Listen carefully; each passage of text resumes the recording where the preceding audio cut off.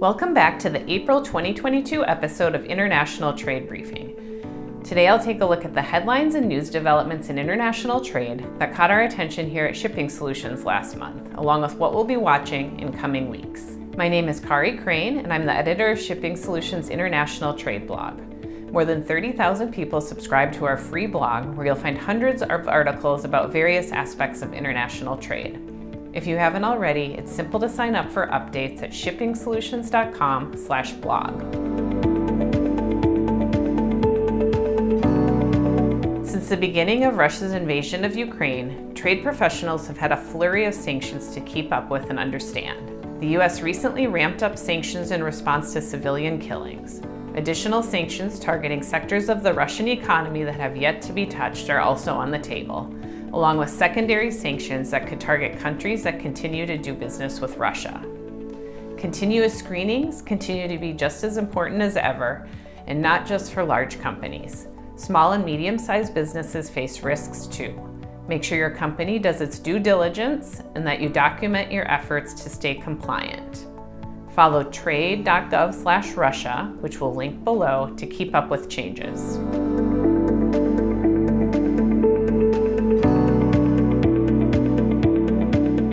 After months of complaints from business groups, on March 28th, the Office of the U.S. Trade Representative said that certain goods imported from China would no longer face stiff Section 301 tariffs, ranging from 7.5% to 25%. 352 of 549 exclusions that expired at the end of 2020 will be reinstated. The reinstatements are retroactive to October 12, 2021, not to the date on which the exclusions originally expired. As of now, the exclusions are good through the end of the year, but the agency will consider a further extension. You'll find a complete list of the reinstated exclusions in the annex to the March 28th Federal Register notice. We'll link to that below. U.S. Customs and Border Protection said that these changes will be reflected in the automated commercial environment at 7 a.m. Eastern Time on April 12th. In other news related to Section 301 challenges, the Senate's United States Innovation and Competition Act of 2021 would reinstate all expired Section 301 product exclusions and establish a new exclusion process at USTR. But the House of Representatives version, the America Competes Act of 2022, takes a much different approach to China. Congress will attempt to resolve the differences in conference committee in coming weeks. In a test case for Section 301 tariffs, the U.S. Court of International Trade declined to end the tariffs, but it ruled that the USTR did not properly justify itself to the public when the tariffs were sent.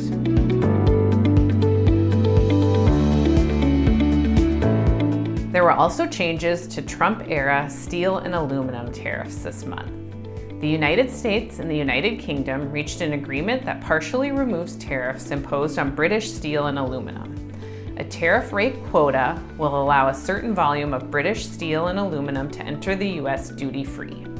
Similar deals have already been made with the EU and Japan.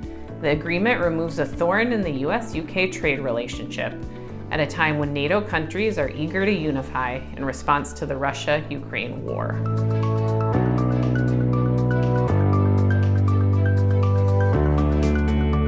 A final rule increasing domestic content requirements for government procurement under the Buy American Act was published in March, making good on a promise that President Biden made in one of his first weeks in office. The current domestic content threshold of 55% will be in effect until October 25th, at which time the rate will gradually increase to 75%. 60% for items delivered in 2022 and 2023, 65% for items delivered in 2024 through 2028, and 75% for items delivered in 2029 and beyond.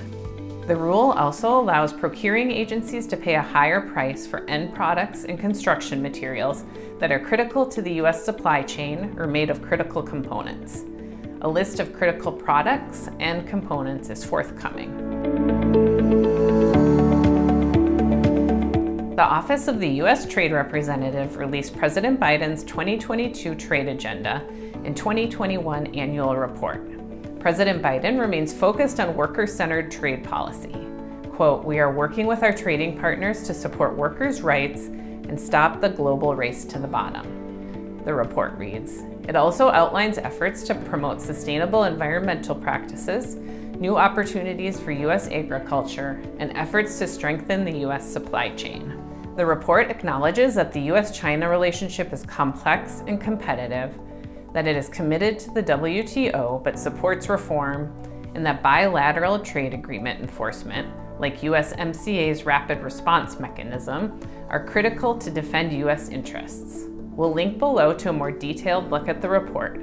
Keep in mind it's typically used mostly for messaging, but it does offer a good look at what the administration will prioritize in the coming year. Let me know what stories caught your attention this last month and what we should watch moving forward. I hope you'll join me again next month for International Trade Briefing. Thanks for watching.